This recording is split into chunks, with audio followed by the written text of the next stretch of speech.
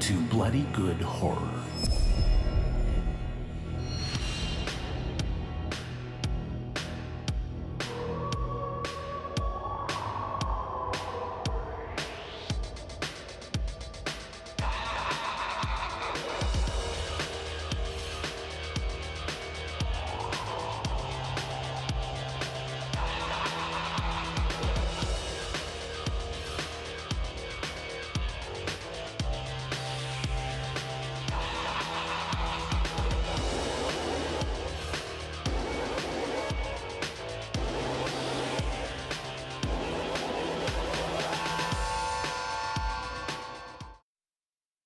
Hello, everybody, and welcome to another exciting episode of Bloody Good Horror. My name's Eric, and I'll be your host for this evening, where we will be reviewing Joe. Mortal Kombat. Yes, just like the song that was. Okay, yeah, we're here to talk about Mortal Kombat, the movie, not A 1990, nail in the coffin. not 1995, not 1999, 2021. Mortal Kombat, the movie. Out in theaters and on HBO Max right now. Before we do that, let's introduce the crew. First up, he's actually from Pennsylvania originally, which is a thing we don't bring up all the time here in the show. He's got the Phillies hat on tonight. There's a reason why we don't. But please welcome I just threw up in my mouth. John Toby was Schnars mad to about the that. show. Sorry, I should have said mean things. Hi, Eric. Hey, John. Hello.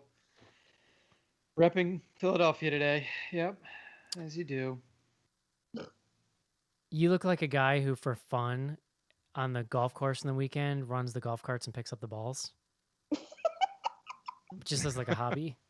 I mean, like, This is a that hobby. sounds pretty good if I could get out of this house and, like, away from my children for John, a couple John was hours. just at the park calling Child Protective Services on parents who put masks on their kids. Next up on the show, from Hotlanta, Georgia, please welcome Cece to the show. Hello. Next, from Indiana, please welcome Casey. Hello. And finally tonight, from Chicago, Illinois, the land of meat, please welcome Joe to the show. It's a me, a Sub-Zero. That's the one, right? That famous Yeah. line from Sub-Zero. Mighty Blow. I also watched the 1995 Mortal Kombat movie for the Me first too. time this week ever. Oh, Whoa. that's right. Not for the first time. Which is though. crazy because Sorry. I was like, I mean, we can get into it, but I was like a huge Mortal Kombat fan. For some reason, just never had watched it. I think it bugged me that it wasn't rated R. Like Mortal Kombat was about like exploding It torsos should and stuff bug to me. you. Yeah. It was a fatal flaw, if Right. you would allow me. Yeah. I don't know. When Yeah. you dropped that bomb over the weekend, Eric, I was blown away that you had Yeah. never Yeah. actually seen that I was movie. pretty shocked. Yeah, and I while felt like I didn't know you anymore. while Like, I didn't was reinvite watching me. it, I was like trying to figure out why, because it wasn't just that I was unaware. Like I actively would not watch it, and I think it was a combination of not rated R, and that was in probably like the worst era of CG ever. Like the reptile CG in that movie is embarrassing. Like it's so freaking I mean, awful. it was early CGs. I mean, you Oh, can't yeah. really. Yeah, but it was fault it. bad though. No, it was I it was mean- like when they had confidence around it, so they were like, "Oh, we're gonna do Well, some CG." You know But what it was though? It was Listen, where I- the big divide was money, because Jurassic Park came out like 5 years before this movie and looked Yeah, it incredible. shows. Well, sure. fair. But also, I still love the original Mortal Kombat so much, but I tried to watch Annihilation like 2 minutes after. Oh, It's it's awful. crazy. It was so bad. And the like CG in that Yes. looks like someone did it on their like So I watched 5 minutes of It's Annihilation and back to back, which is even crazier because like it's supposed they- to be like a few days later. no, it picks up at the same moment that the first movie ends. Like literally, because they're celebrating at the temple after the first Oh, movie, that's- and yeah. the sky opens up and Shao Kahn's head is like and then that's where the second movie picks up. But already they've recast actors. They already recast Johnny Cage and Sonya Jo- Blade. Sorry. Blade, So that's like already Blade. jarring. You can immediately tell the quality difference. It turned the second one is like a bad Power Rangers episode, basically. It's crazy. And somebody on Slack was saying that they had read that everybody had so given up on it that at some point producers just told the VFX artist to just give up and like whatever state it's in right now, that is done. like print and ship, and that's like Ship what ended it? up in the movie. It does kind of seem like it's the preliminary aspect of like all of the Yes. like digital stuff. Like this is what it should look like. This is the Like the we did this as an outline example. skeletal. Yeah. Yeah. The mocks. They had like mocked it up. They're like, Right. yeah, we're gonna finish these at some point. It's It's like, crazy, no, you're dude. not. And then there was I've never seen it. I wanted to watch it, but there was a live action TV series, like a remember syndicated that. weekly, like we shot this for $20 TV series. That's like one of those underground internet things now. Who did it? Was it like it was on? Like, I It don't was know. on regular cable, I'll presumably. Or I'll something? Google it Eric later and when I'm Mark not Newell. paying attention. Yeah. Did you know Brigitte Wilson, Sonya Blade from the '95 version, is married to Pete Sampras? Yeah, I think The I knew that. person, She's the also guy, in the guy that John is she's in one of the Adam cosplaying as Sandler right movies. now. Billy def- Madison, yeah. The she's guy that John is cosplaying as right now definitely knew that because he's like Yeah. he's like an expert on Pete Sampras facts. and Billy Madison, in general. Wow. So. I could talk about that movie. I'd rather not talk about this one, but Yeah. Well, Joe, before we do that, normally every week here in the show, you recommend a beer, but we decided offline this week it is National Mental Health Awareness Week. So we decided to do something a little different, but for shits and giggles, we'll play the bumper anyway, just because it feels good. So stand by. Beer guts. All right, Joe, why don't you tell the people what we're doing here for Mental Health Awareness Month? so month. May is National Mental Health Awareness Month. I shouldn't chuckle while saying that. It sounds awful. No. And it kind of came up on last week's show, and it's even something I was thinking about mostly on my morning runs about this month rather than doing a beer every week. Highlighting either a charity or a resource or, because this past year obviously has been pretty difficult on everyone, myself included. I, last 2 or 3 months, recently found myself a soulmate life partner therapist who we've been talking weekly. And I thought, it would be good, to kick off the month to maybe highlight. And I got to thank Natalie from our Slack group for helping me out with this. But I think a lot of people are intimidated by therapy. Leslie, my wife, had kind of thought it would be good for me for a while, and I had kind of resisted it. But now that I've started doing it, it's been great. And I think the most difficult thing is obviously picking someone, right? Like I struggled for a while, like who could I possibly talk to? So Natalie helped me out, and I thought it'd be good to highlight a couple of resources where you can actually go on and find your right person. The biggest one being Psychology Today, and she wanted to make sure that I point out if you Google Psychology Today, you're going to get a magazine. So if you Google Psychology Today Therapist Finder, that'll take you to this. It's an amazing resource, and you can put in your location. You can kind of narrow it down by if you want to talk to a male or female doctor. You can pretty filter out. It's like an OkCupid site, but for therapy. And crazy. I'm sorry to interrupt, but it probably also like lets you probably select like the things that you're looking to talk to. Exactly. Right? Yeah. For a Well, they have particular different type of therapist. specialties. Yeah. It's wild I- to me, the idea that you would. So, I mean, that makes sense what Cece's saying. Because for me, it was like, who takes my insurance and is also taking patients? Yep. Yeah. Yeah. So I mean, it's a good point. So this is one of the biggest resources on the net, as the kids call it. But my insurance company actually had a really good, similar tool that helped me find my person. Jim is his name. So you can definitely look into that. There's another great one she sent me, inclusivetherapist.com, which specifically targets. What's the word I'm looking for before I stumble over everything. If you're looking for a therapist, specifically if you're struggling with LGBTQ plus, if you're looking for someone, because I think a lot of people struggle with, is this person going to judge me based on my background or, what I'm coming to them with that I'm struggling with. So this one specifically, you can look for couples counseling, culturally representative therapist. It spans the gamut. I'm butchering it, but just go online and take a look at inclusivetherapist.com, and they can help you out. And I don't know how to wrap this up. No, but that's Well, great. I have something I just want to say. yeah, Whenever- absolutely. Feel free. Whenever I recommend, like, well, not recommend because I'm not a doctor, but when I share my experience of going to therapy, I always want to note that, like, it might take you a while to find the therapist that you like. Right. And that's okay. Like, if you find it on the first try, like, that's awesome.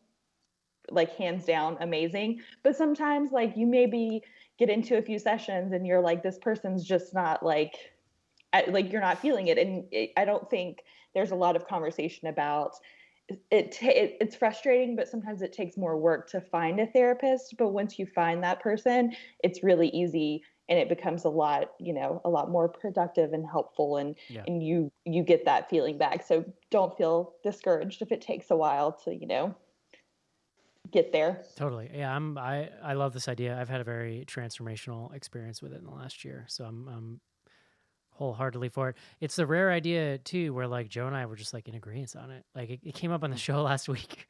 I had been thinking about it. I messaged Joe and was like, "Hey, what do you think about this?" And he's like, "I've been thinking about it too." And I was like, "Do we agree on this?" Okay.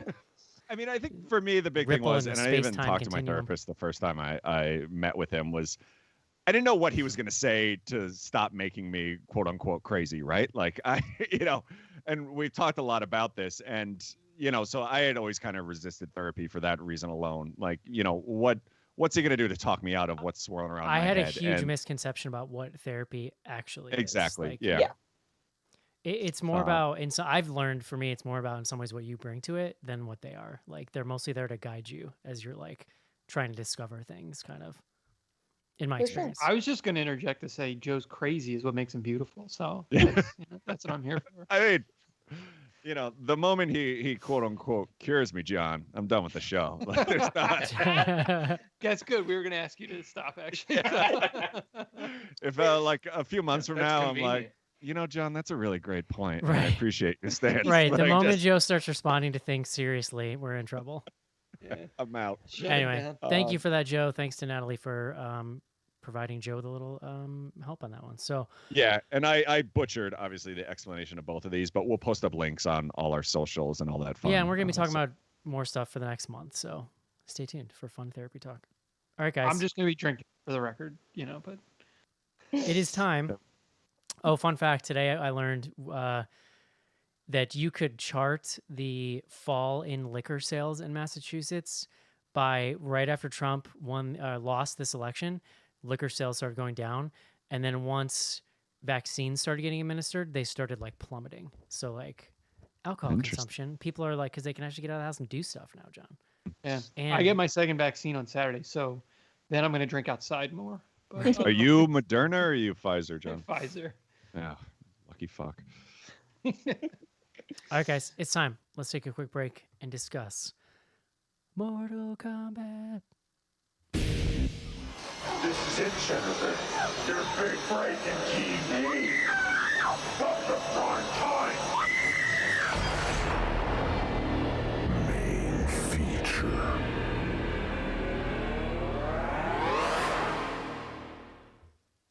I read a whole thing about that song recently, John, about apparently there's just like a finished song that never got released. That was nothing. And they just took it and they're like, what if we just put like Mortal Kombat words over this?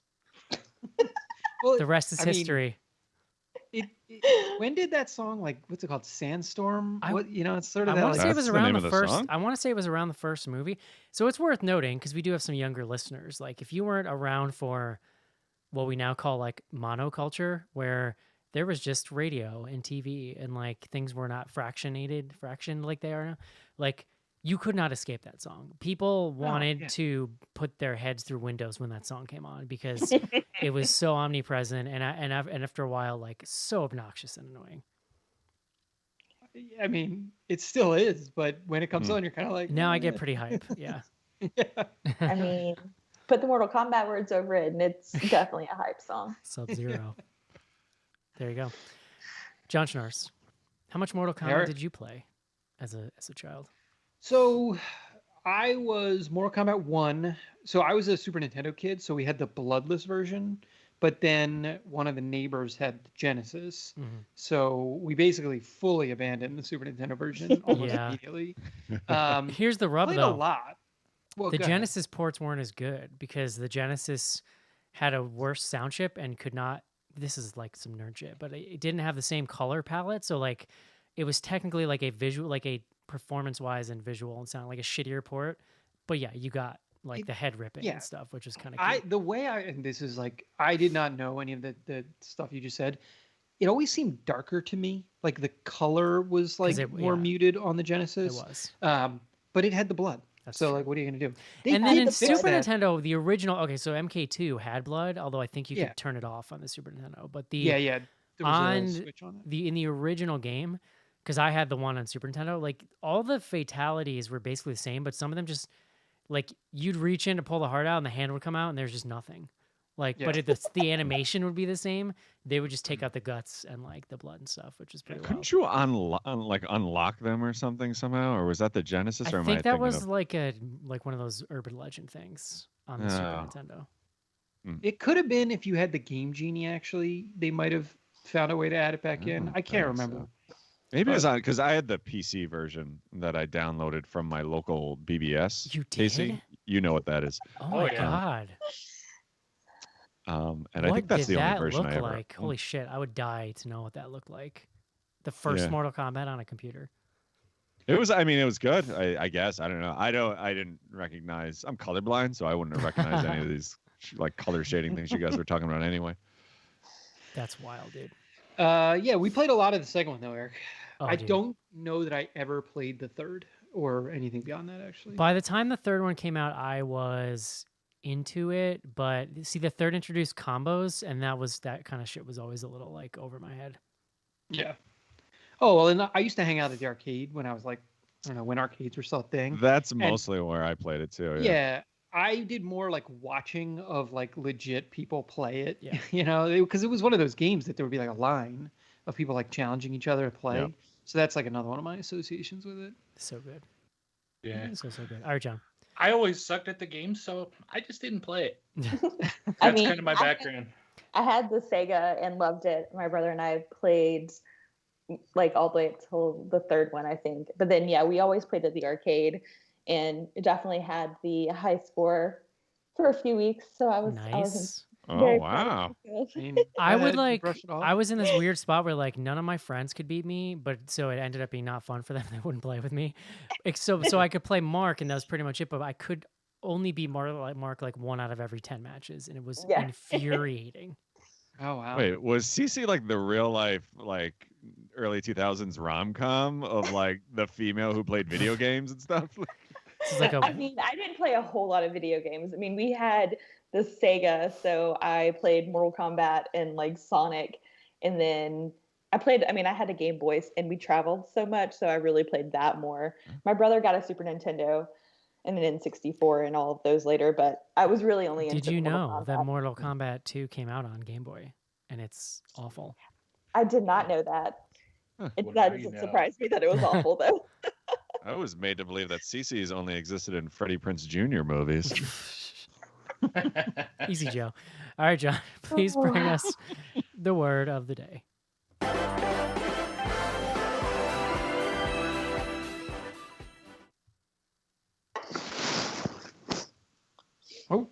Eric, today's word is this is gonna be a tough one for me. Contretemps. Contretemps. It's CONTREMTEMPS. So contretemps if you're American. You sure that's not with a K, John? It's a French word. Yeah, it could be. This word means a minor dispute or disagreement. Minor, or is that what we're What? talking about? Minor dispute or disagreent. Like who controls Earth? Like that's a minor. Yeah, one. Oh, yeah, yeah. there you go. Low stakes. It's a contretemps. It comes to us from the late 17th century, the French. Contra meaning against, and temps meaning time. Les So incompetents. against time. I don't know. That's a pretty big pull for someone who didn't even have a word like as we hit record, John. Yeah, That's, but Eric sent it to impressive. him. His Oh, baby- really? No, Oh. that was not the word Eric sent me. Don't worry. Oh. What's the think- word Eric No, sent? the word I sent was better. The word I sent is FAIDA, F-A-I-D-A, and it stands for Yes. a feud, especially continuing conflict between families. It's an Oh. Italian word. That was my concern. It's not. There was no English definition. Oh, there's rules now. Cool. Yeah, Got I it. don't understand. Your French word? That's better. No, this is like an English language word. It just comes from French, and it's a French pronunciation. Is my point. You're Sounds how the French say les Les incompetents. incompetents.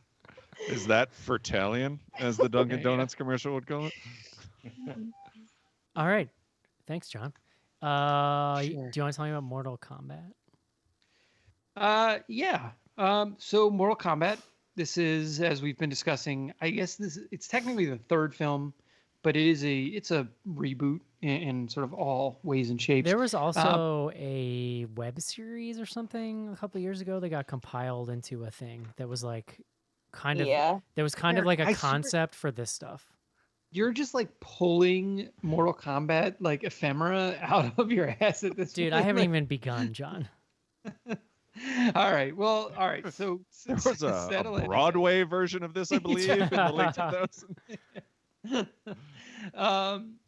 Yeah, I mean, so there's a lot to discuss. So this comes to us from the director, this guy Simon McCoy. I was trying to look this guy up a little bit. This is his first feature film. He's done like commercials like that. Like he's not like a young up and coming guy necessarily. Like he looks older than us. So like I would say old. in Late that. bloomer, John. Yeah, no, I mean, but it's, to me, the thing that was surprising is like this. I don't know. It's not a huge budget, but this is like a fairly big thing to hand someone who's never truly. He has no other credits on his IMDb page. That's what I was surprised about. So I'm going to guess. Who is this? What's his name? the director, Simon McCoy. Hmm. Yeah. So he's not a whole lot to say about him. So the plot here, I don't know. I mean, Eric will beat me up for misstating how closely, like what I was unclear about is like how much this follows the original mythos, but the underlying story remains the same, which is you have a tournament. Well, you have the idea of a tournament between Earth and they call it Outworld. Outworld. Is that right? Yeah. Outworld is run by Shao Kahn. And this Shang Tsung is like his Yeah. lackey, basically. He's the He's sorcerer. They're both they always sorcerers, trot him out first so that later they can up it by being like, actually, here's Gotcha. Shao Kahn. Any relation to Shaka, John? Shaka Sung? Yeah, Yeah. they're cousins. Shaka Khan? So in the world of this film, there have been 9 previous tournaments that have been won by Outworld, and if they win the next tournament, they I believe the word you're looking for, John, is Indiana.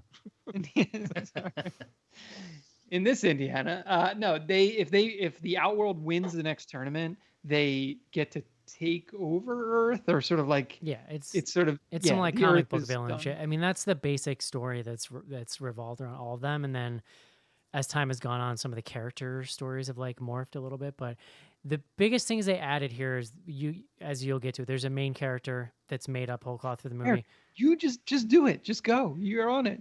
You want to do it so bad.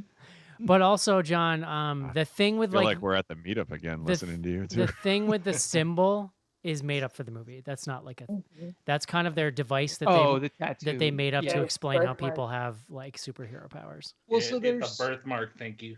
Yeah, so what Eric is describing. So there is a birthmark that people have that means they are marked as champions of Earth, and that they are like basically required to participate in this tournament. It also means what did they call it? Their Ahana? They're Kana. But also, if you kill one of them, you can absorb their birthmark, and therefore you get to take the place of the chosen warrior. Well, I think you have to, right? Well, Like that's like I mean, if you did, because in any event, we can come to that. Which, But why I would don't know. anyone do that? well, exactly. Yeah. exactly. That sounds more like ringworm, doesn't it? It does. Sounds very much like ringworm. It kind of. I love that they were all over their bodies too. It was like different parts of their body had the tattoo on it. But so yeah, that's how we basically get this set of, I think it's like 6 Earth champions: Sonya Blade, Kano, Jax. Whoa, Oh. he's the guy with the hat. What's his name again, Kung Eric? Lao. Hat guy. Kung Lao. Hador. Kung Lao, Yes. Kung Lao, and Liu Kang. He was introduced in the second game. Then, so those are kind of like the original characters that we get in the film. As Eric was saying, they also then invented from sort of, for the film, this character named Cole. Cole is like a over the hill MMA fighter who like was good, but they don't really explain why he's not good anymore. But he's like got a family now, and like he's just trying to make it, like getting his ass beat for $200. This is hilarious. Like, I really like this movie. This whole thing is hilarious because this dude. You ever seen like an underground MMA fighter, John? It's so funny. Like, this guy's made out to be so clean cut for what he does, and then he goes home and it's like white picket fence and his like lovely like nursery school teacher wife, and it's like, you ever met one of these underground MMA dudes, man? This is not what the life is. He'd like. be drinking a lot, right? Like. So Cole basically becomes the central character of the film, but he like, I can't remember who finds him first. Well, but so the film starts with a flashback of like 400 years where we see like OG Sub-Zero and like who we later learn turns into Scorpion, but he's like a samurai, and he gets him and his family get assassinated by Sub-Zero and like their clan. Which that kind of like rivalry mythos between them has always been a part of it, but they really flesh it out. They show this whole like feudal Japan opening. Then we are told that Cole is basically the descendant of Hanzo Scorpion. Hasashi. Hanzo, and so Cole has like kept this blood alive. Like the blood has been maintained. Cole's a legacy, basically. Like he's not the best fighter yet, but he's grandfathered in because he's like related. He has perseverance. It's nepotism, basically. So Lord Raiden in the film. No, he's please, Lord Raiden now. Please continue to say Lord Raiden. Or in the games, I should say, he's called Raiden. Raiden is sort of like the Mr. Miyagi of this group of Earth warriors. He's the one who's maintaining the balance between Outworld and Earth, and so he brings this group together, and he's like, all right, we're gonna have to have this tournament. But I guess the main point of the plot that we should hit, there's no tournament, because what Shao Tsung, right, is Shang Tsung. I love this. What he's doing is he's like cheating. He's like, instead of having a tournament, I'm just gonna kill all the Earth champions, then we just like win by default. Which, like, it's a little weird that the rules are that flexible, but whatever. And there's no recourse. And he's basically just like, the other gods are too lazy to do anything about it. And you're like, okay, just wrote that away with a stroke of a pen. So he sends his sort of lackeys to Earth to take out these Earth champions. While they're very green and like training, basically. Yeah, Raiden is like training them and also protecting them with his like electricity powers, basically. Somebody pointed out too, I thought this was kind of cool. The guy who plays Raiden was in Ichi the Killer and also the Raid series. Yeah. I thought that was kind of cool. That was Caitlin, I think, wasn't it? Shang Tsung was the guy from he's from Batman, and it's like Batman, The Dark Knight, and he's the accountant. So all I could think about was him saying that he was good with calculations. Dude, that's funny. Yeah, I mean, in general, it should be pointed out, like actual ethnically appropriate casting across the board in this movie, which is a huge thing when you look back at those 90s movies, like, and even the original games. I mean, really, like Liu Kang was the only character in the original game who should have been Japanese and actually was at least Asian. I can't give them all the credit because I'm not sure, but yeah. Fun fact, John, Scorpion and Sub-Zero, those characters basically came from the fact they didn't have enough memory to have a full new character, but they could just copy a character twice and change the color. Yeah. And well, because even their moves, I believe, were all identical. They just did different stuff. Moves. If you did the moves. Yeah, like all those animations were exactly the same. Yeah. It is fun. It is fun. Thank you, Joe. Joe, what do you think of this? Oh, I don't think I should start, but I don't have a deep knowledge of the games. Like I said, I played the first one, and that's pretty much it. I don't know if I ever even played the second, or if I did, it was like in passing. So I don't have a lot of like the backstory on Scorpion and Sub-Zero and all that, but I loved the 1995 movie.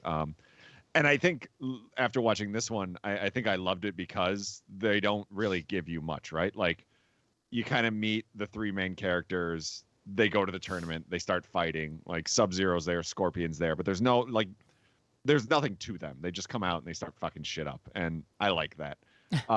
This just did not do it for me. I was very excited for it. Like I was really looking forward. I kind of thought this was just going to be like a pumped up version of the old one.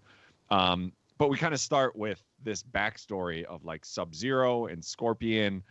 And off the bat, I'm kind of like, I don't really care what these guys have done. Like, I just want to watch them destroy shit. And then from there on, it's just a lot going on. Like, there's a lot of backstory, but then it gets cut off, right? And I don't want to get too detailed, but I kind of talked about over email. Like we kind of get the Sub-Zero Scorpion like feud. But then, like, Scorpion's burning in hell for some reason, but, like, he's kind of built as the good guy at the beginning. So, like, he's an anti-hero.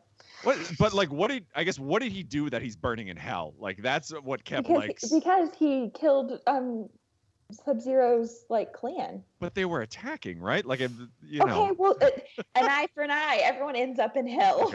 Joe, how does Goro have 4 arms? Yeah, it's like Joe's already like real deep into the morality of this movie. How did they search every realm for technology to fix Jax's arms, and they gave him tiny baby arms? Yeah, well, why? So wait, I want to know if that was Jax's Arcana. Like, so if he hadn't had his arms ripped off, would he have just gained mechanical arms anyway? Question. Valid question. Yeah, like, there's a lot of questions there. There's a lot given to you, but it's almost like all of this doesn't go deep enough. Like maybe they could have cut out a few characters and gone further.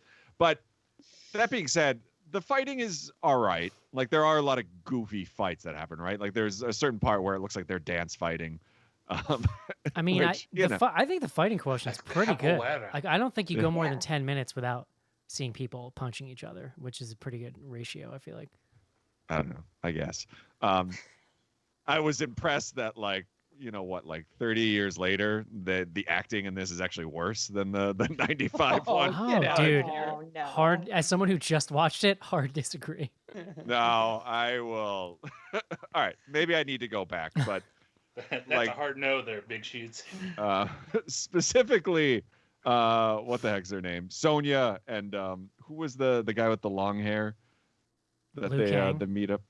Liu Kang, yeah. Oh, I liked weird. Unwatchable. I liked like, weird, those creepy two Liu Kang. specifically, like just like awful. But I don't like. It didn't do much for me. All right, and I was pretty well let down by the end. Interesting. All right. And there's no fucking tournament. The entire thing is set up as a movie about this tournament, and there's no tournament.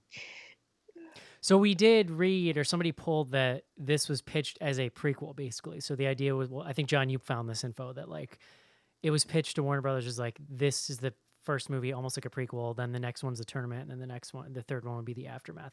And it did, John. I know you like to talk about box office because you're so excited about it, but apparently it was #1 this week and did really well. For people going to the movies, Yeah. the choices a little limited, but did okay. Cece, what'd you think? So, I mean, I really enjoyed it. I had a good time with it. I obviously was a big fan of, the video games in the beginning. So I had been looking forward to this for quite some time. I mean, I watched the web series or the web vignettes that came out. So yeah, I was really excited. Yes. There's some plot holes. There's some, I don't know. I don't know that I would say it's bad acting as much as like there wasn't a whole lot for them to work with in some regards. That's so valid. I can. Also, I mean, the material is cheesy. I mean, it's based on a video game. Like, I get it. Like, there's only so much you can do. Like, I mean, it's not, they're not given the capacity to world build. I mean, this isn't Avengers. Like, I get it. Like, you've got to pick somewhere and just go with it. So I thought that, for Scorpion and Sub-Zero to be kind of, I guess set up as like this main, catalyst for at least part of, where we're getting these champions from, I thought was a cool aspect, especially since there's such a mythos between them hating each other. So I really thought too, like it was interesting how they adapted, which like I don't know how Sub-Zero just had like freezing powers in the real world, but I appreciated that with Scorpion. He, you know, his whole aspect is like his tools that he's using rather, or like his weapons he's using rather than just like an actual. I loved how they kind of explained that. Yeah, especially Yeah, considering the first movie, he goes like this Spider-Man style, and like a slit opens up in his wrist, and this right. thing like Yeah. slithers, and you're like, Yeah, Yeah. which was, I mean, it was so poorly done. So, I mean, did I really like the Cole Young character? Not really. I mean, I think it was kind of cheesy that his like Arcana was like fighting for his family, but I Yeah, like, he got the metal shirt with the like the metal things that shirt. came out of his Fitting. arm. You mean the and- armor, John? Yeah.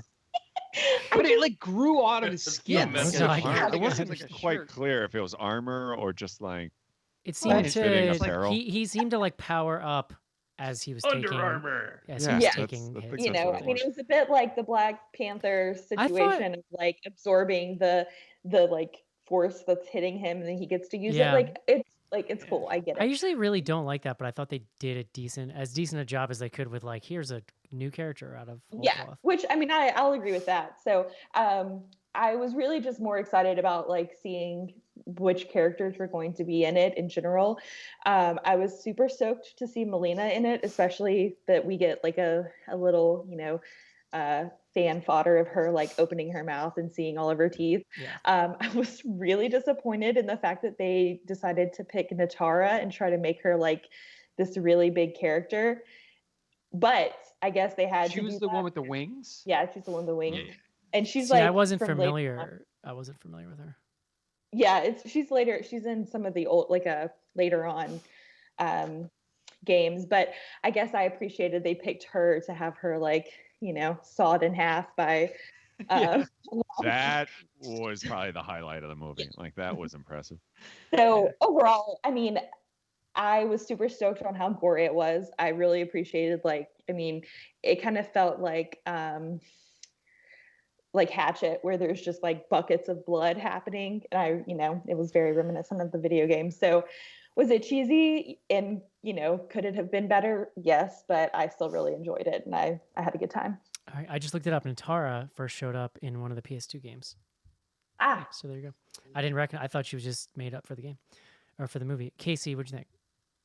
So I had an absolute blast with this movie. I thought it was pretty great. It is comic booky as hell, yeah. which I think really appeals to this movie. I've seen the originals a couple times each. They didn't do a whole lot for me. Like I said, I wasn't really attached to this franchise, but this one really sucked me in. And the comic bookiness, the comic book nature, the way they put this together, I think both the story and the action and stuff combines together really well to make it fun.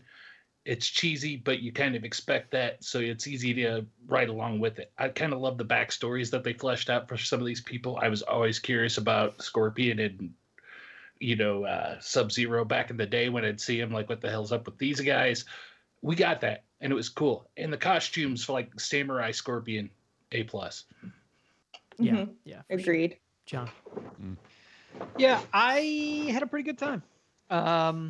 I mean, for me, where it really comes down is the fact that this was on HBO Max or whatever, that, you know, that it was streamable. I didn't have to go to the theater. I felt like the bar to having a good time was really low. That's fair. I was Um, bummed though, because I think this would have been fun in the theater. I mean, yeah, I probably still would have had a good time, but it like made it easy for me to just be like, ah, cool. I'm like sitting down and just here we go. The fact that it was a R and like a true like hard R. I mean, to me, that was the other thing. I don't know that I was aware of that until I sat down, literally like pulling it up in the app, and I was like, ooh, rated R. Yeah, and I Did sent you you. watch Very this on your nice. phone, Jim? No, well, I had to like, I was like, I sent you guys casting that it, you link know? to for if you haven't seen them, but the last couple of games they've made have been like unbelievably, disgustingly violent and gory, like Yeah. to the point of I- causing yeah, controversy in 2021, which is difficult to do. yeah. But that like a couple of the fatalities that, you know, the fatalities that they do, Yeah. some of which I would like remember. I mean, because Like the Liu Kang one, I think is in Mortal Kombat 2 with the fire dragon. It's not But- fire, but he actually turns into a dragon. But yeah, it's Okay. it's the same like look. I remember like there was some callbacks that I remember. I mean the Jax thing. I was just really happy they got the definitely- Jax head squishing because that's probably the Yeah. best one in that game. Yeah. Yeah, no. And he has like a kind of ridiculous one-liner after it like Yeah. squishes the dude's head. I mean, so that stuff, like, I don't know, like if you're the kind of person who's like, oh, does this movie have like a head squish in it? And you hear Sure yes, does. like you're in, like you're gonna really like this movie at that point. John, you should check out headsquish.com. You guys got any head squish videos? Little different, kind of the same. Yeah, I really love this movie. I am a huge Mortal Kombat nerd. Like I've always been into the mythos stuff, and I've like in my adult years I'll randomly like find myself collecting like Mortal Kombat. So I just love the look of it. I love the aesthetic. I really think it's kind of neat here that they're really going for it. Like when you look at that first movie is the result of a bunch of Hollywood people being like, let's make money off this thing and be like, I don't care. It's a video game. Who gives a shit? Like, just write it down literally. I don't care. But here it's like, this almost has the arc of like a comic book movie. And that's what's kind of cool about it. It basically plays out like a violent superhero movie. Like they're really trying to make a thing out of it. And that's, as someone who's just loved this series for so long, that's cool to see. You are in some ways like, you do just have to give yourself over to the material because it is cheesy, even when they're trying to take it seriously. And it does result in some really funny plot holes to me. Like, Sub-Zero, like, why would he announce he's coming by making it snow when he could literally just sneak up behind you and just stab you in the back? Like, these are things that modern viewing me cannot fully overlook. But I mean, I guess if you can, you would, right? Well, Yeah. just be true. He likes Well, I was it. gonna say, I mean, maybe he like feeds off the terror. I mean, you could literally just freeze their blood. So I don't. Yeah, he likes. Leslie had a theory that he is just a big drama queen. Yeah, he and likes the loves an dramatic entrance for sure. Totally.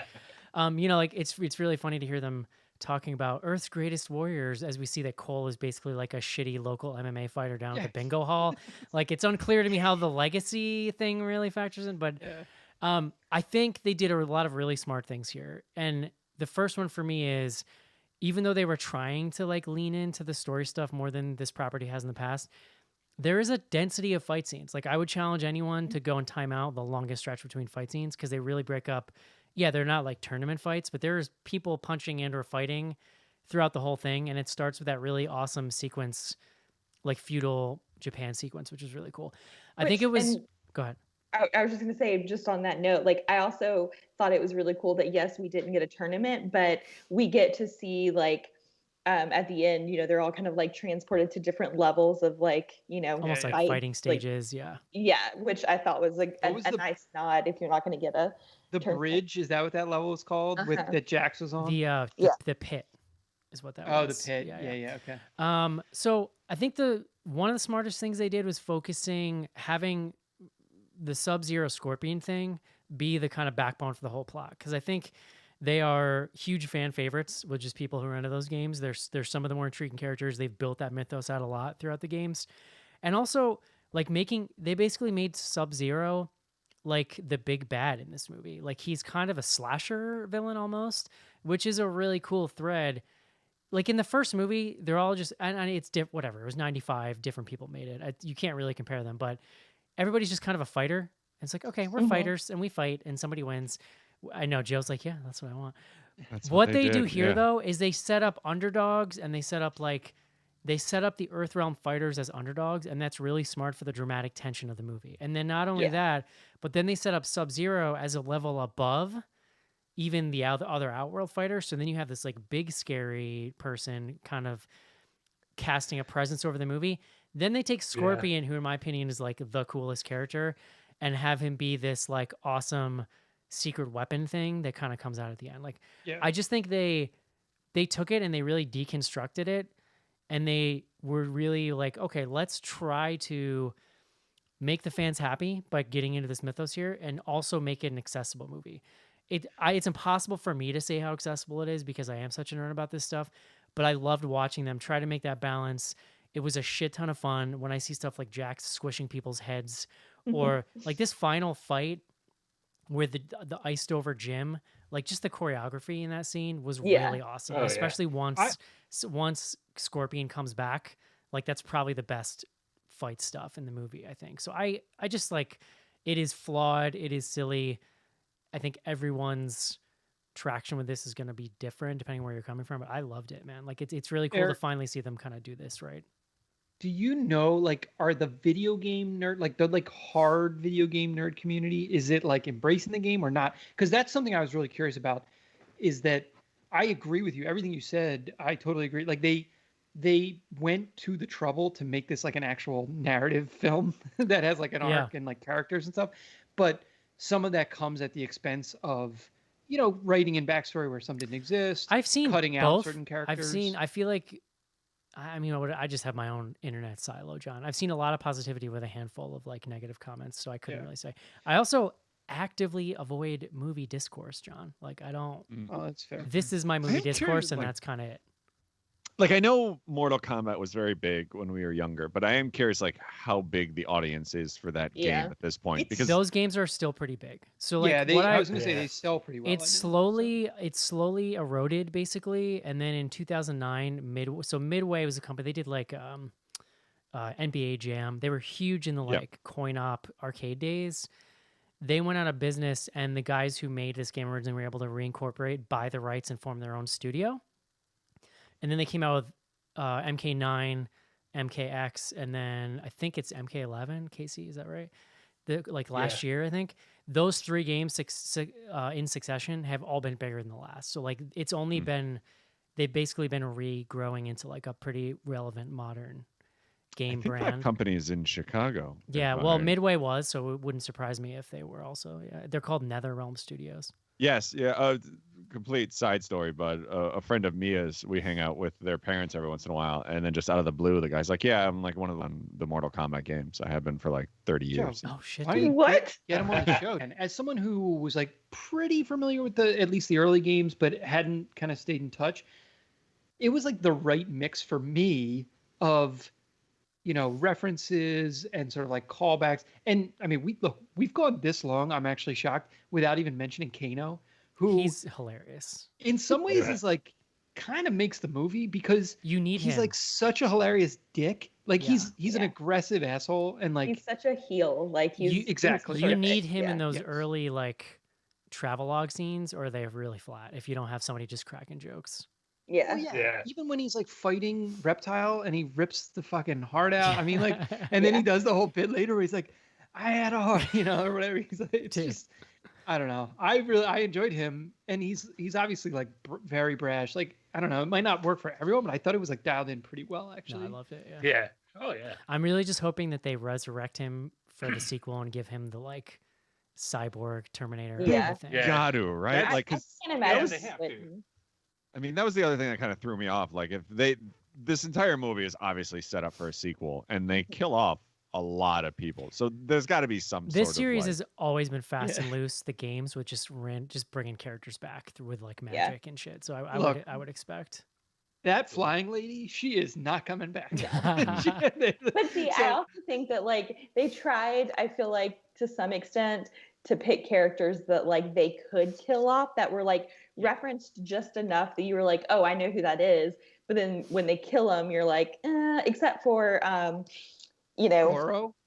well, I mean, I'm surprised they killed Goro, that's for sure. But that blew me um, away. Like, yeah. he's this, Yeah, like, but they huge also character. have like there's other things that look like him that Yeah. they'll bring into Yeah. the sequel. I mean, like Shiva could come in, or like the fact they had like Cabal and Rico, or whatever. Yeah. Those two, like those are kind of like throwaway Rico, characters. like to I me. remember him from MK4, but that was the first like 3D one, but he didn't look anything like this dude. So I was kind of confused by that dude. Yeah.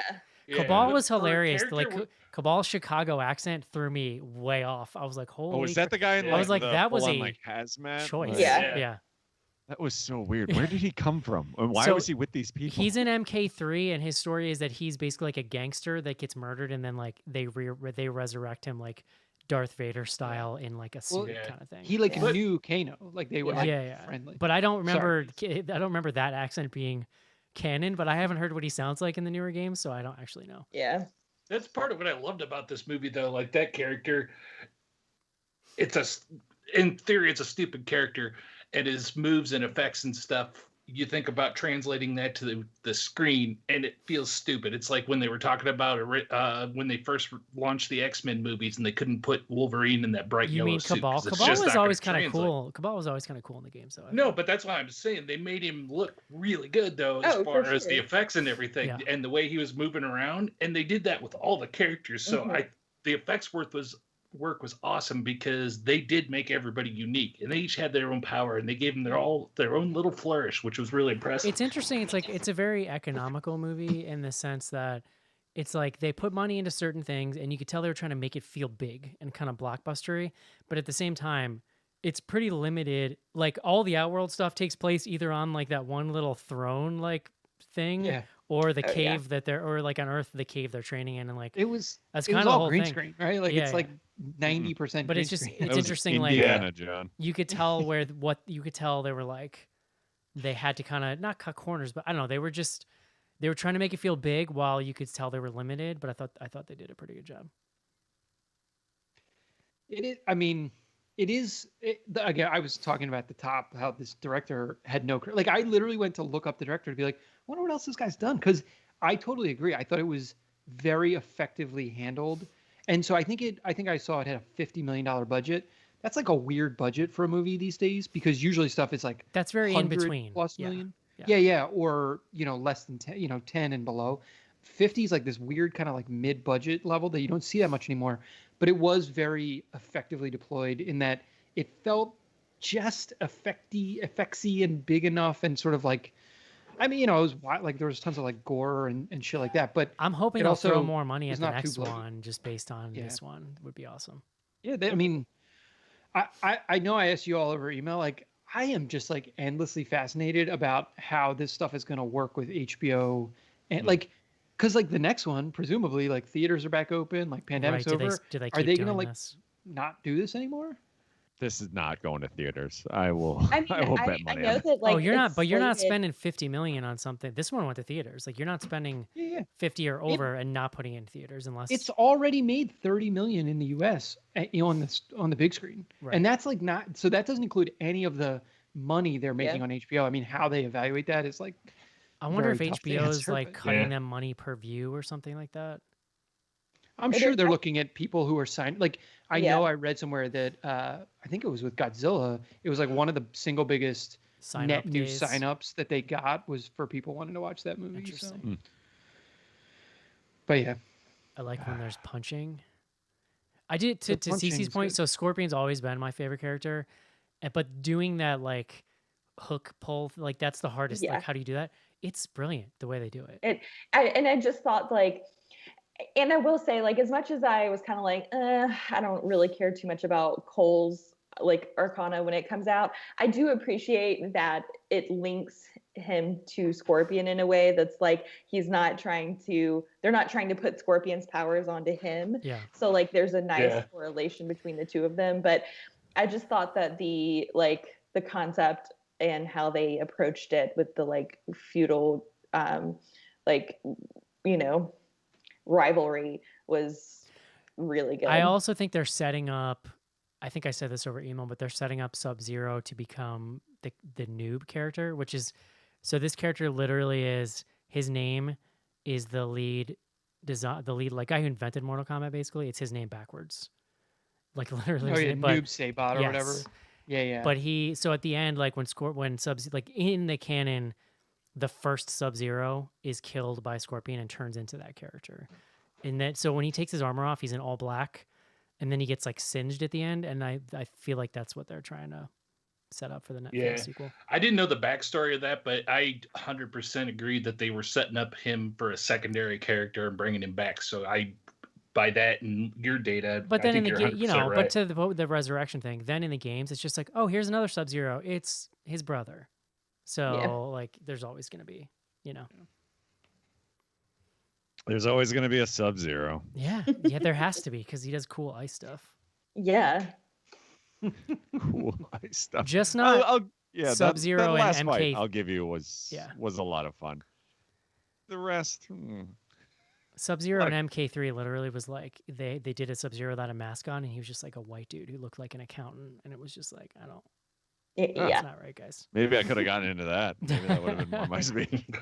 Which, like, watching, I know you kind of mentioned it, Eric, but like watching the original, like the 95 Mortal Kombat, I like it's so. Oh my god, I mean, it's I crazy. can appreciate it, but it's very cringeworthy. I'm just like, oh god, like why I why mean- did we let this happen? In these days, if you're looking back on it, it's mostly, I think, there's a lot of kitsch value there. Like, it's kind Yeah, of crazy that's how true. campy it is. No, And I just mean, I mean, I still love it. I don't mean cringeworthy and like, yeah, of course, it's like really yeah, poorly. you mean the done and- casting stuff? but like the casting Yes, is yeah. just, you're like, oh, that was, I mean, Brigitte, is it Oh, Brigitte oh. Nielsen? Is that her name? yeah. Like, her fighting is like, oof. Like, that's one thing they've done with the Sonya Blade character in particular over the years, is really just like, I liked her portrayal here, and it's in line with what they've done with her in the games. Well, like Casey said, like everything Joe, is what much more Joe, what? grounded in I a will way. You Come know? for you. Yeah. If you besmirch Brigitte one more Okay, time. you have a frog. Got it. I had such a crush on Brigitte. Like Yeah. she was badass. Mm-hmm.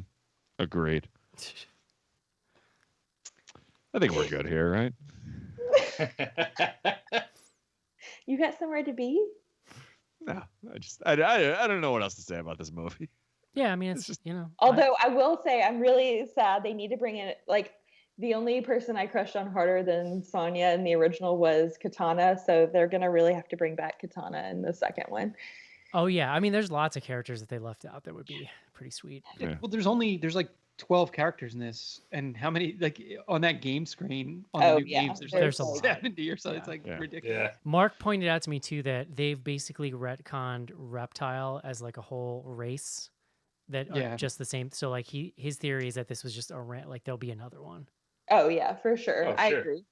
I mean, did you ask Mark if he wanted to be on this episode? I feel did. I like know. I did. We talked about this at the top. I You wanna- actually bugged him more than once, John, and he said no. So. Interesting. He did write So- in actually.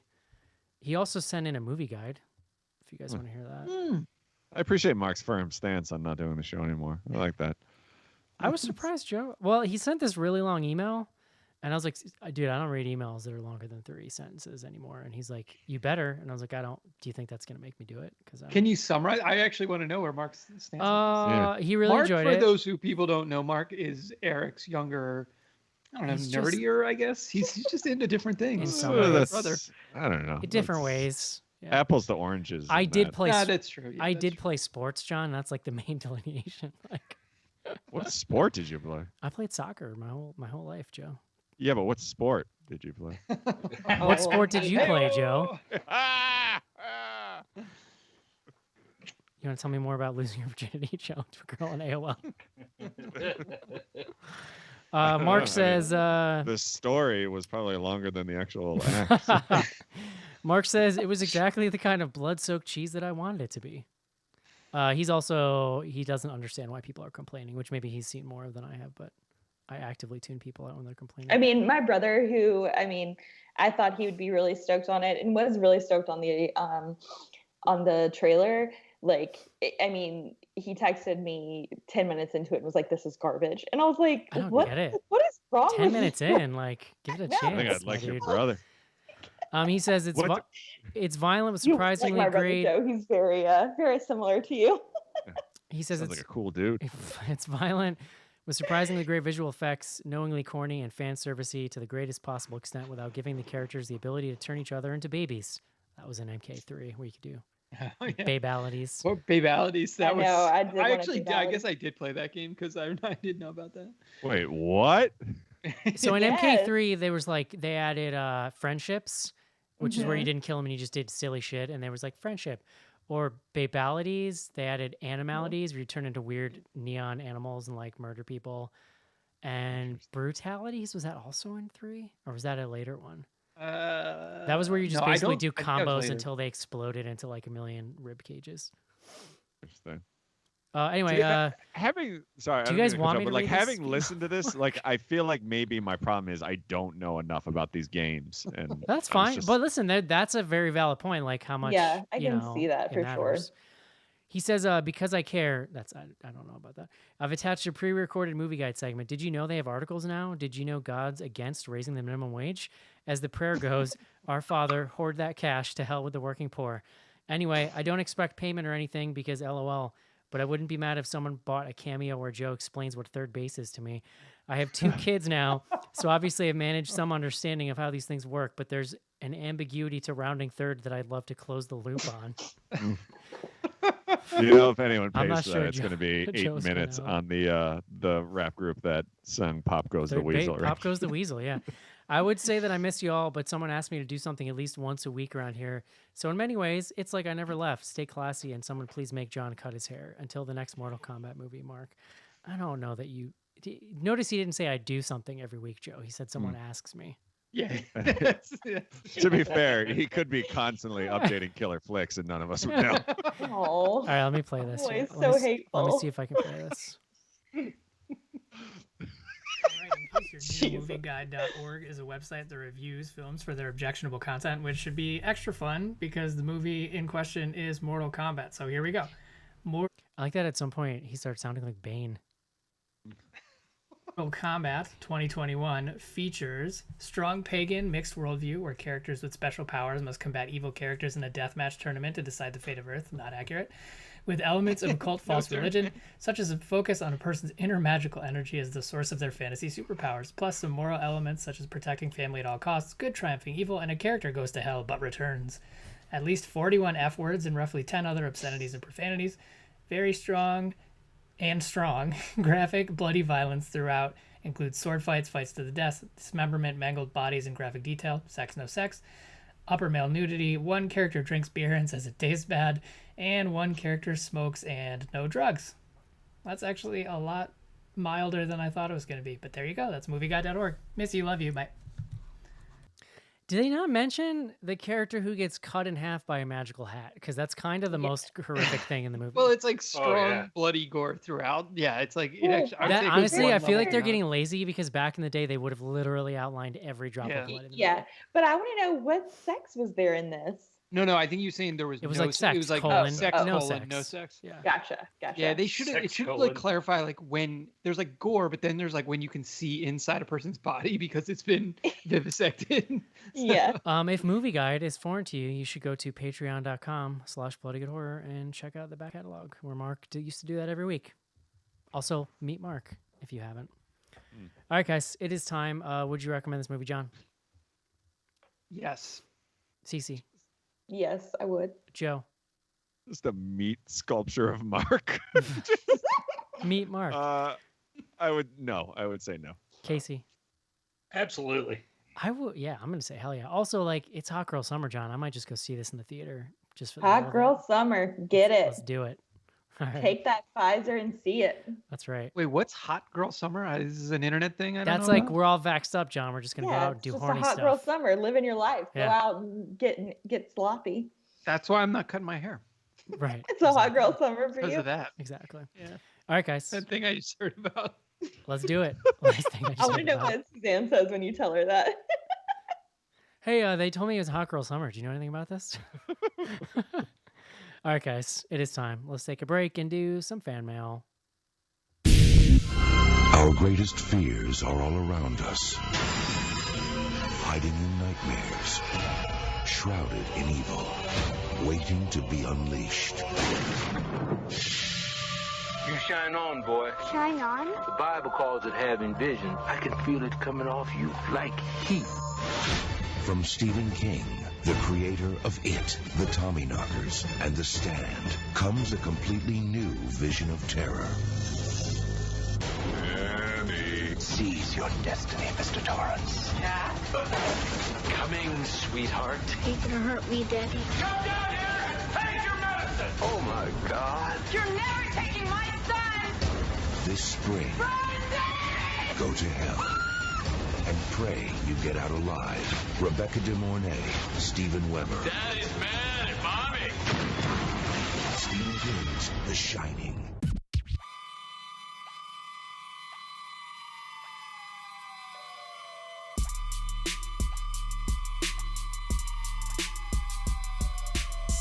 Hey, I'm I'm Lisa Zane from Nightmare on Elm Street, and you are listening to Bloody Good Horror.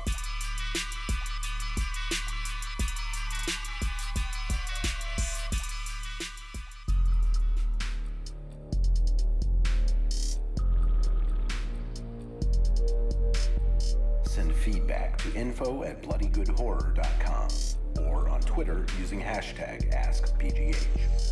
Join Patreon to get back episodes and much more. Patreon.com/bloodygoodhorror.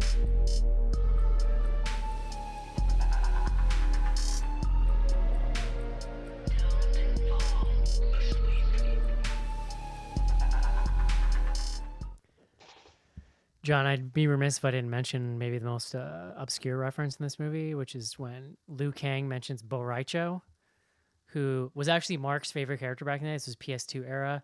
He was a large man who drank a lot, and he had so in the PS2 era they started adding styles, so you could switch your fighting stance, and he had a drunken fighting stance like Jackie Chan style, and one of his super moves was just vomiting on you, just really disgustingly vomiting.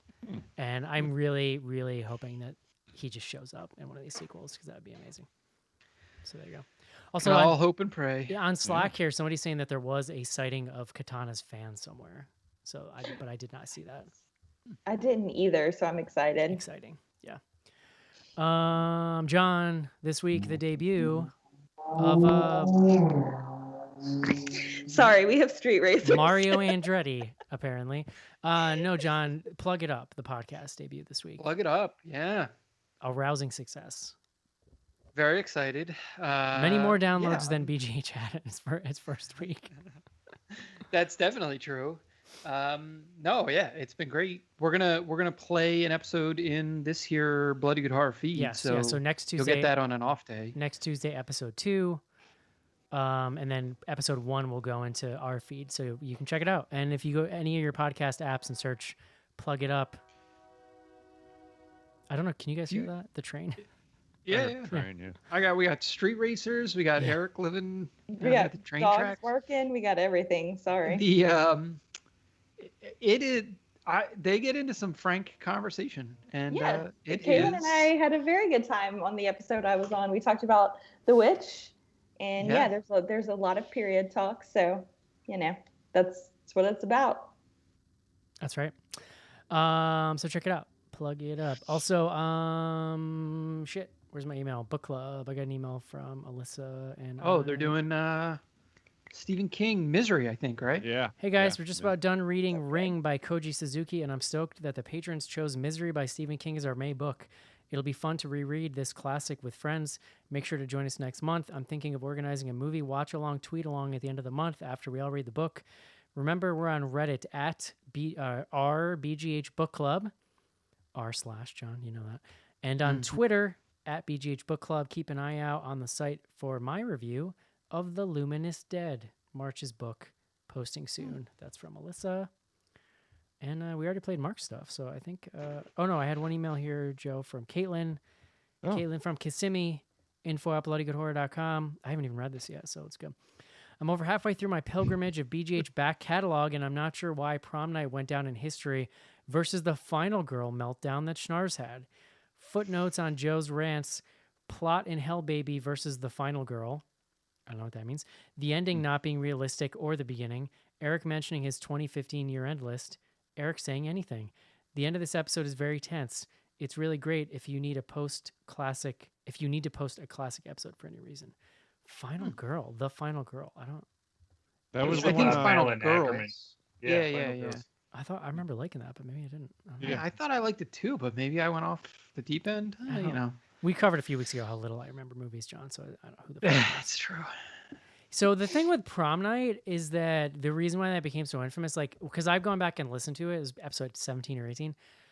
A lot of the tension is under the hood, and you kind of have to know that it was so awkward. We didn't know each other. We literally Schnars and myself and Casey, we'd never really talked or met before we started this show. And it was before Joe, it was before CC. Mark and I knew each other, obviously, but we just didn't have a rapport with each other. We didn't really know when we were joking, when we weren't.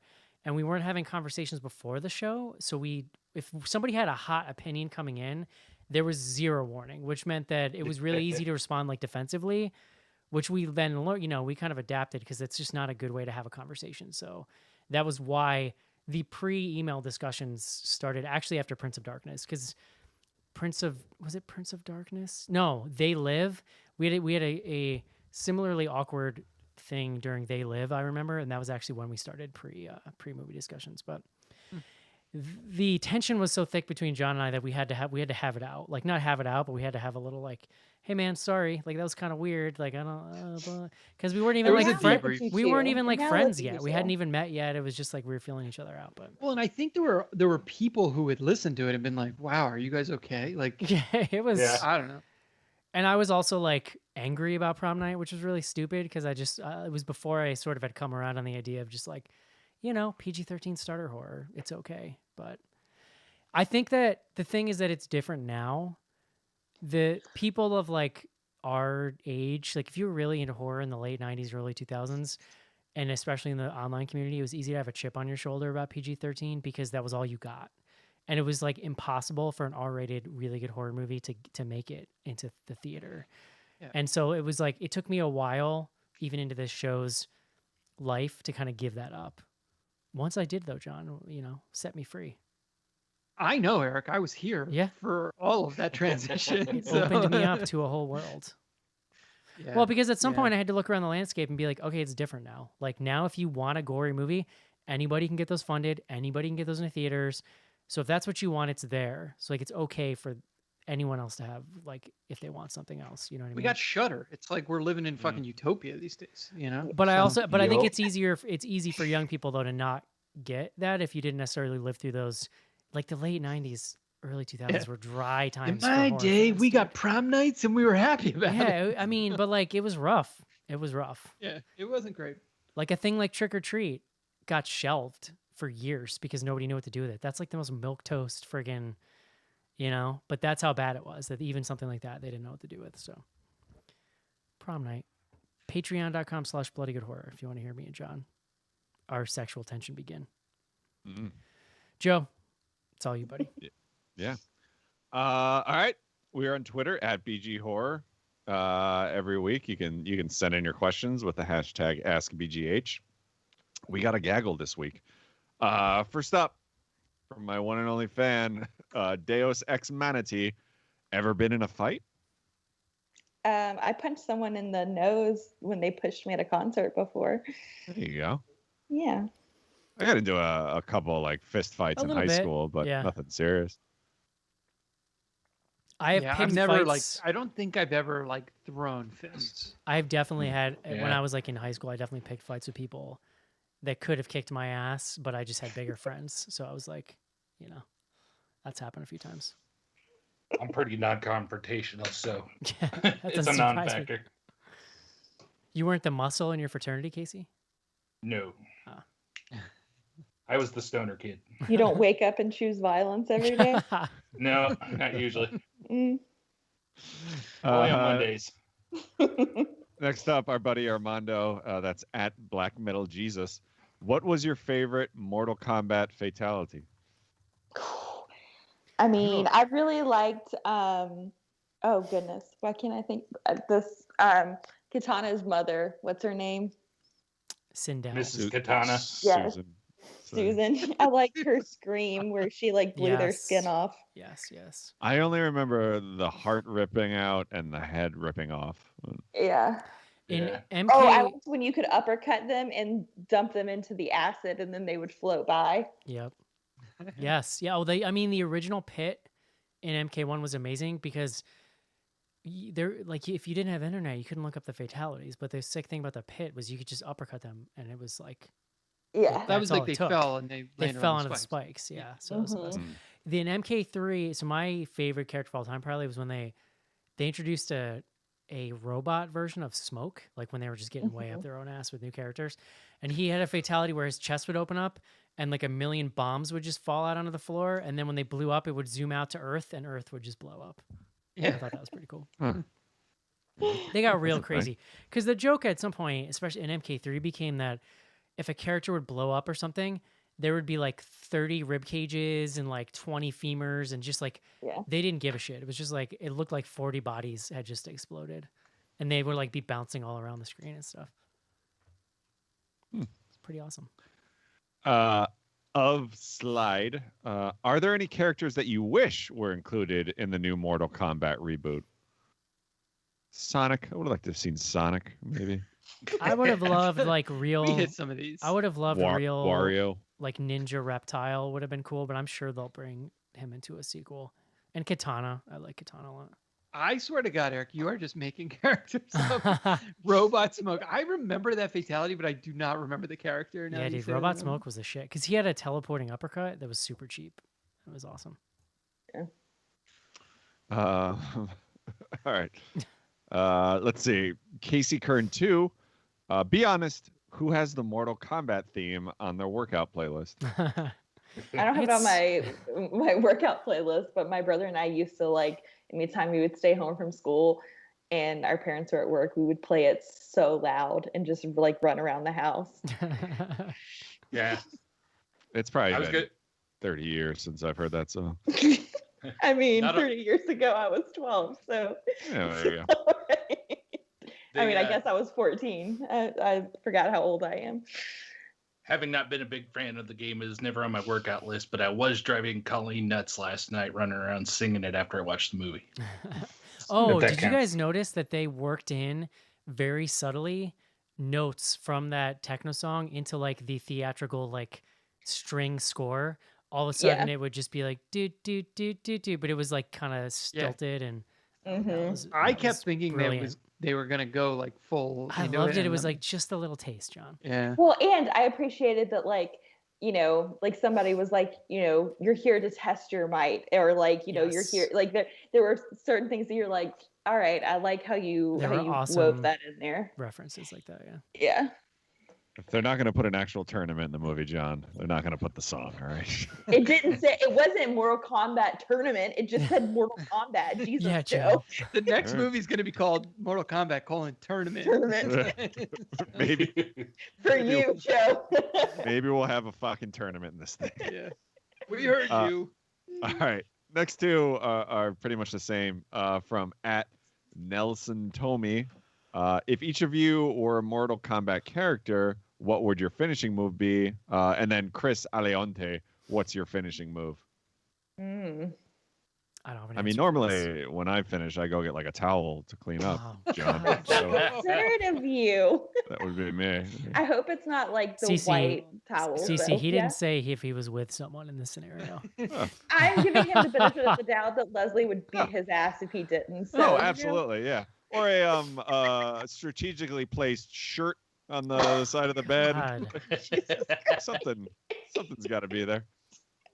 Sorry, disposable paper products exist Oh, for a reason. Disposable paper products only. Yeah, you know.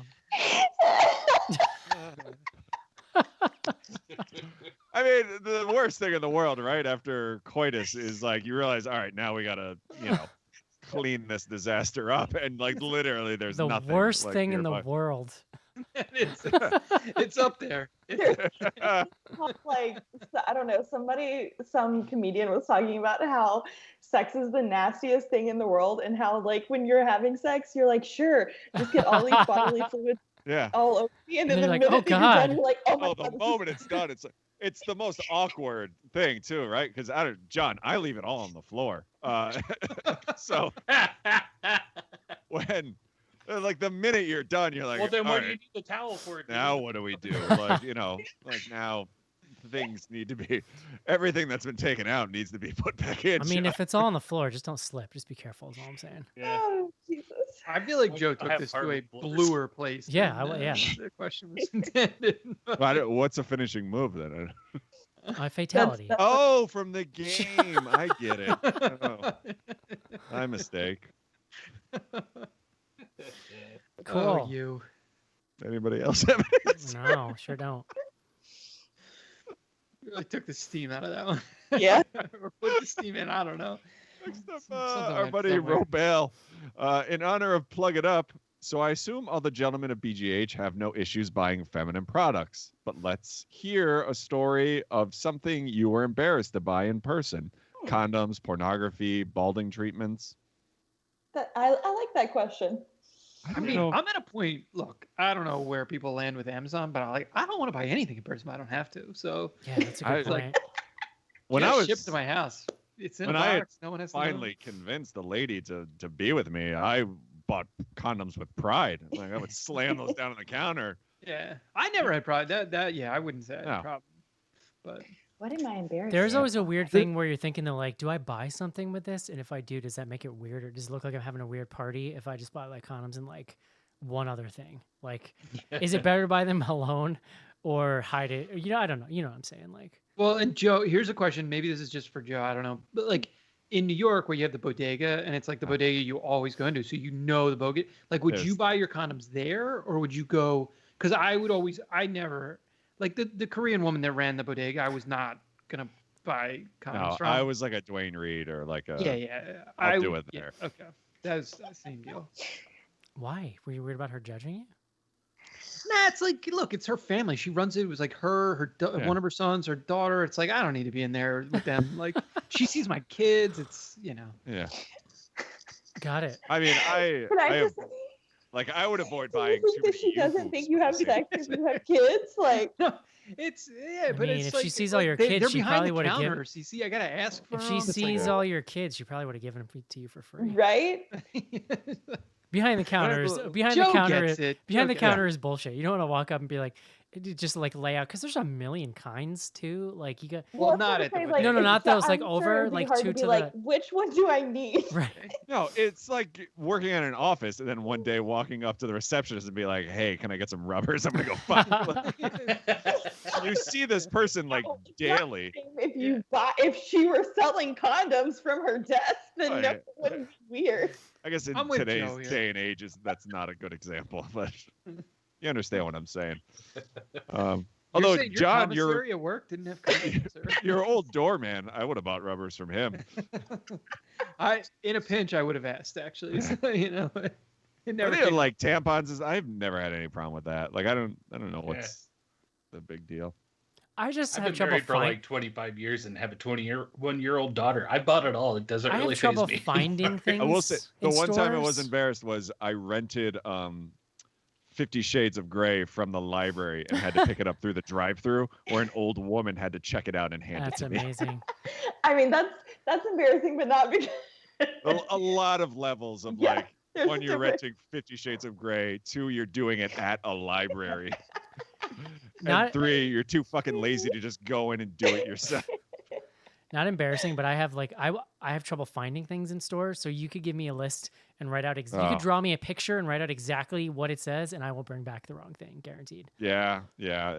I'm surprised Leslie hasn't Especially if left me. it's a thing like that I'm just not like I don't have the knowledge. Like, If we need like 2 of something, like just 2 cans of something, like no doubt one of them I bring home will be like light or like reduced Right. sodium or like something. Well, I insist. Look, the trick there, I insist on a picture. It's like, Yep. take a picture Oh, of the that thing you want that me to does get, help. Yeah. and I'm like, but then to Eric, to your point, it's like the colors. It's like there's like a pink one, and then there's like Yes. a magenta one, and you're like, Yeah. is the lighting That's different? okay. Kyle just FaceTimes me. He's like, Oh, that's That's Yeah, awesome. that's smart. "What?" That's smart. Fusila Toro, this is a relevant question. Can CGI carry a movie that has a terrible script? Sometimes. Yeah. It Sometimes. can also not carry it, like Yeah. in Annihilation. Hmm. All right, next up, John's favorite listener, COW Flanagan. Have any of y'all dorks ever been in a real brawl? How'd that turn out for yo? Yoshnars, those homeless folks you hunt on your island don't count. John, you ever been in a COW fight? Flanagan, we already got this one, you unoriginal fuck. Mark has this famous story about like he just had this stage where he was just like hanging out in bars a lot, and he got into the middle of a kerfluffle that he shouldn't have, and had some beer muscles, and he hit some dude, and the dude turned around and punched him so hard he like broke his like eye, like bone, like this thing here, like just it's like, the knocked Mark ocular- out, like flat out. That was his one foray into fighting. I didn't know that. That's Mark. He's lived many lives. Mark Noel. Oh shoot, I lost it. All right, maybe we can reset this one. Jesse Rad, if each of you had a Mortal Kombat finisher in real life, what would it be? A fatality, babyality, friendship? Describe in detail. Babyality, I like that. Yeah. I mean, it would be babality for me. I have no idea, but I was really excited in the first movie that they got Johnny Cage's ball punch in when he punches Yeah. Guerrero in the balls. That was pretty sweet. Yeah, I don't know. I mean, anything that like, you know, peels someone's skin off or like, you know, their bones, like, you know what? I would want, I have it. So somehow their bones would melt within their body and then their body just turns into like limp Gumby and then they fall over. Oh. Well, that's fine. That's good. I was going to say you Who was turn it? into a Was cicada. it Goro who did he ripped the arms off? Mm-hmm. I think he Ouch. did, yeah. I think he did a That's thing a where he good- ripped arms off and then like one of the giants did a thing where they like ripped your arms off and then like beat you into the ground with Yeah, them or yeah. something. That's where I was going. Maybe I that would- was no. Shiva did a thing where she would like punch down in your head. Yeah, like, yeah, squish she'd you like down. punch you down into the ground. Yeah. I would want to be involved in this whole scenario. Like, I don't know why anyone would knowingly like kill someone to get that thing on them and then be a part of this. It's a Oh, lot. you mean the Oh well, that tattoo- doesn't happen in the video game. They're talking about the video game. Yeah, it doesn't happen You would in just real strangle life, someone Joe. with your towel, right, Joe? That's right. Ugh. Whatever I can get my hands on. Ugh. Sometimes you know you don't plan out. I think it might be Things hard to just keep, happen, so keep you- a grip on that thing to choke someone out. Next up, our good friend Alyssa. What's that? Big Tex Dozer? I don't know, I'm probably saying that wrong.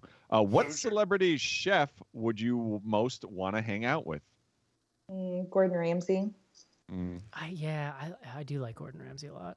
I've come around on Gordon Ramsay. I gotta say, because I I already mean- know what Joe's gonna say. Like, I would hang with Guy Fieri. He seems like a Oh, really yeah, nice dude to he's hang great. out with.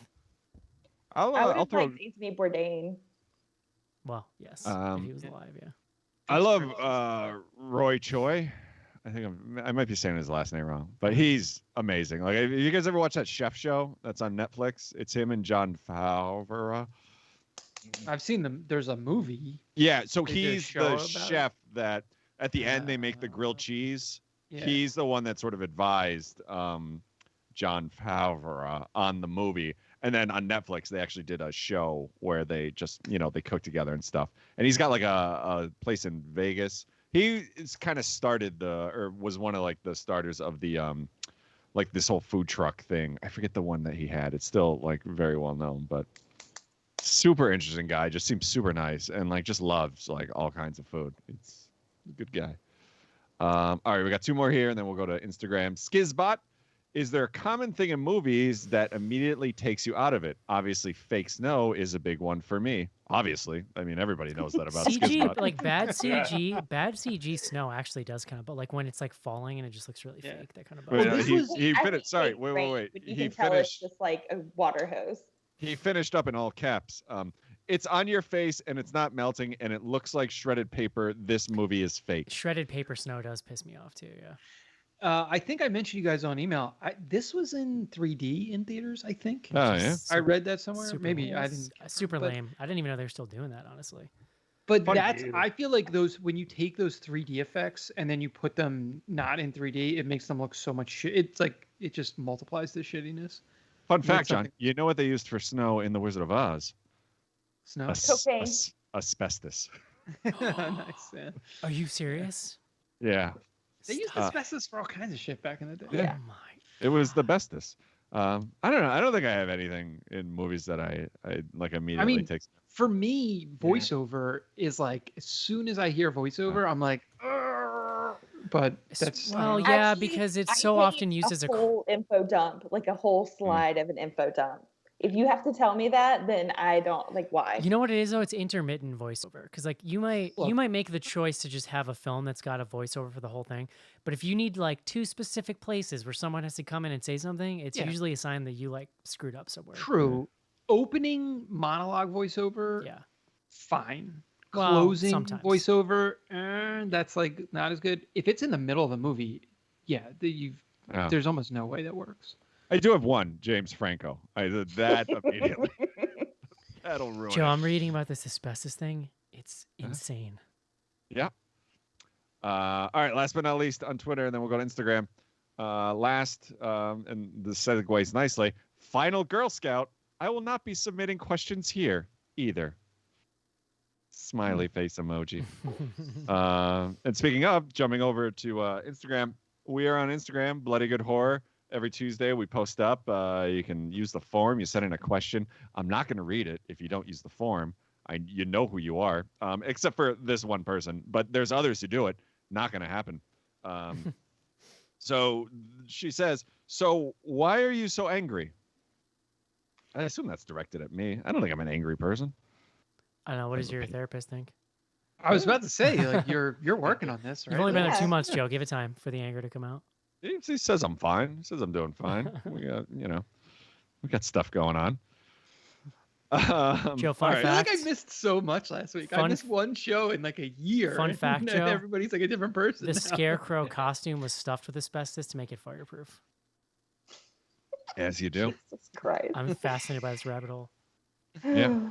All right, and then the rest of the pack. First one, it's not diarrhea if you have to push. And that's not really a question. I think that's statement. accurate. I don't know. It more happens I feel to like you. I feel like I've had all manner. Yeah, of there's times where situations. you gotta get the faucet going, but once it's open, like Yeah. I don't know. I mean, I've watched my dogs. They would disagree with that statement also. All right, here we One go. time never mind. Yeah, go ahead. No, let's get it out. I don't know if I've told this story or not before. I just spent 5 minutes talking about how I clean up my jizz, Cece. There's no... It's not me. One of my bosses that I worked for in college, he shit himself in the middle of a meeting and didn't realize that he had shit himself. Wow. And then tried to blame it on the fact that he had eaten too much nicotine gum. How do you not know? And I had to go out. He stood, so like the meeting. I feel like you've told us this story before. I did not remember the nicotine gum thing. So, Oh. Amazing. All right, a few more here. Now that everybody is vaccinated, who's going to come hang out in Philly? Anyone? I mean, John, I maybe. kind of passed through on the reg because my family's around. I went to the movies last night. It's not going to Philly, but I did something. Yeah. We went to Six Flags this past weekend. I saw that. Oh, I'm so jealous. The one here they're using is a vaccination, like mass vaccination site, so it's not open yet, but I think I'm going to go. Yeah. We haven't been. We did eat at a restaurant on a patio this past weekend nice. and took the baby. So like that was a big step for us. That's awesome. Nice. And that's kind of it, all we've done so far. Here's a good one. What should I get my husband for his 40th B-Day other than a cameo? What does your husband want? That's the question. Yeah, I mean, it's a tough one. I mean, Super sex is always a good thing. Like that's And a towel, apparently. yeah. I mean, maybe a nice like Your own silky- cleanup. yeah. Everyone's different. Everyone's different, man. I don't. Yeah, it's I hard don't to know what say. your relationship is like. It's a tough one. Is mowing the lawn twice a week for fun too much? No. When it gets into like the real swing of summer, like that grass is growing.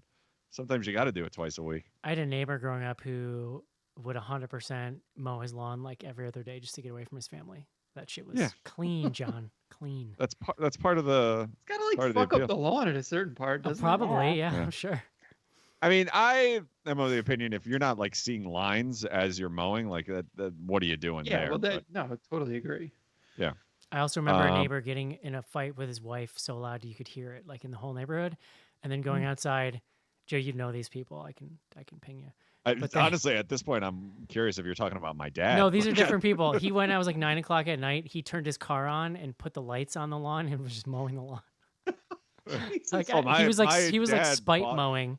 That's grim, dude. That's so grim. Yeah. My Welcome to the dad burbs, bought a John. riding lawnmower with headlights so he can mow at night.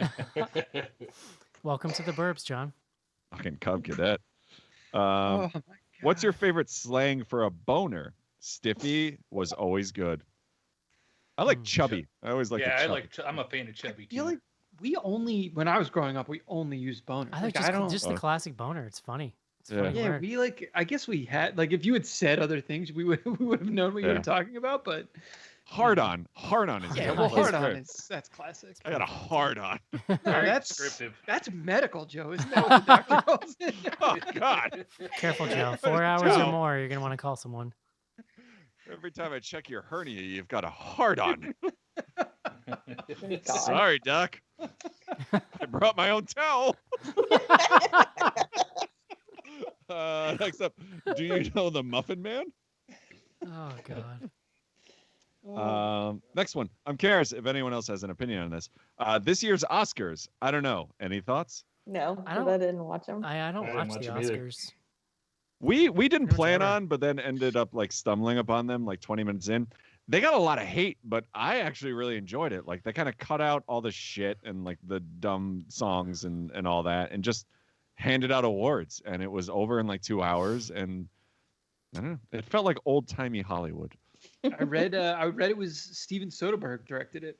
Yeah, I thought it was great. I have not seen one other person other than Leslie and I that enjoyed it, but here we are. It's the Mortal Kombat of the Yeah. the awards. Best horror related song, i.e. Monster Mash. Cheers Our Kid, Manchester sang. Man, I found I was cleaning. My parents wanted me to clean out some of my like old crap from their attic that's been there for like 20 years. I found a mix CD that just said Halloween mix on it, so I was listening to it while I was driving last week. It was pretty awesome, Schnars. I'm not gonna lie. It was What was on it? Okay, it was like Yeah. so it started out with Thriller, but it was somehow I had like this must have been from like the Kazaa days. I had like a audio version of the music video because it had all the like talking scenes and the zombie noises yeah. and stuff. I had Monster Mash. I had Red Right Hand from the Scream soundtrack. And then I had a bunch of random themes on it. It was like Halloween, Nightmare on Elm Street, Friday the 13th, a couple other things on there. I couldn't name like any other As Halloween theme songs off the top problematic of my as it head. may be, John, it's Thriller for me. I have just an insane amount of nostalgia for Thriller. I like I posted this one too. Grim Grinning Ghosts from the Haunted Mansion, Disney World. You can't top it. They used to release that stuff, Jerry. Do you have like 45s of those or something? Don't they have like, aren't there old versions of that and like cassette tape and stuff? I have a lot of records of like some of the Disney music, and I just recently started like getting back into like buying vinyl, and I bought like the Country Bear Jamboree, and then there was like an old just like Main Street USA Disney World record. I have not. I went to the store because they post up what they had just got in, and they had the Haunted Mansion one, and literally the guy before me walked in and asked where it was, and then picked it up like as I was. They only about had to start. one. Yeah, well, it was used. Retro. Like someone had brought it. I need to find a good record shop. Yeah, we've got I've got a great one near me. They do. This is how they get you. Every day they'll post up just like a video of all the new stuff they got in. So like you're watching, I'm like, oh, I got to try and fucking get that. And that's how they get you. All right, a few more here. Are any of the BGH folks queer? You all seem like allies for sure, but as a gay guy, I just wondered. I posted up no, and then Caitlin corrected me that she's bi, and then also called me a bitch. I was say I saw your correction there. Yeah. Well, yeah, I mean, Well- I don't think it's appropriate for any one of us to speak for anybody else who's not in the show, but Yeah. I am not. Yeah, I'm not. Although I I'm have an been ally. told Oh. I would be a cub, John, I don't That know what makes I would sense. be. or an otter, perhaps. I don't. Yeah, sounds good. You resemble both of those animals. to me, so. That's true. Do you enjoy horror-based on true crime, i.e. Cropsy, My Friend Dahmer? I find that a turnoff. Some of it, I find it a little creepy to get enjoyment out of stuff that's like what was that Australian one we watched? about the Ooh, guy. I You know know what what you're talking about. Yeah, like that one was like, it's always in the back of your mind, like, oh shit, like this stuff really happened. The Yeah, Snowtown, The Snowden yeah. tapes or Snowden murders. Yeah. Yeah. I mean, they're like the movie like Zodiac, I think is a great movie. It's not really a horror movie, you know? Like I think yeah, it is tough. It's tough if it's like you're like drawing titillation or other, Exactly, you know, you're like leaning into what's a true and like really gruesome story. 7 miles from here, Joe. Joe's albums. I have to go check. Oh, there you go. Excited. It's just my living room. Will you review any classic horror movies like Nosferatu or Freaks or Carnival of Souls? You guys did Freaks like years ago. We Years- did it was a Freaks. staff pick, I think. Yeah, we've never done Nosferatu. We've done some classics. We haven't touched that much black and white though. It's probably like I less don't than think those would 5. be fun discussions. Like I think, I mean, I don't know. Okay. Great film. Some of them could work. all right, last but not least, have you ever seen Dr. Seuss's horror movie, The 5,000 Fingers of Dr. T? I don't think that's a real thing. Yeah, they mean book? Is it? I don't have no idea what this. I'm like Not- what? Not familiar. But that's it. We're done. Love it. All right. Do not know what we're doing next week, but we'll figure it out. Follow us on social media. Don't forget patreon.com/bloodygoodhorror. Don't forget to subscribe to Caitlin's podcast, Plug It Up. CC's episode will be up there soon. Episode 1 now playing everywhere you get podcasts. That's going to do it, guys. Hope you enjoyed the show, and we'll talk to you soon. See you. Bye. Oh, goodbye now. Bye-bye.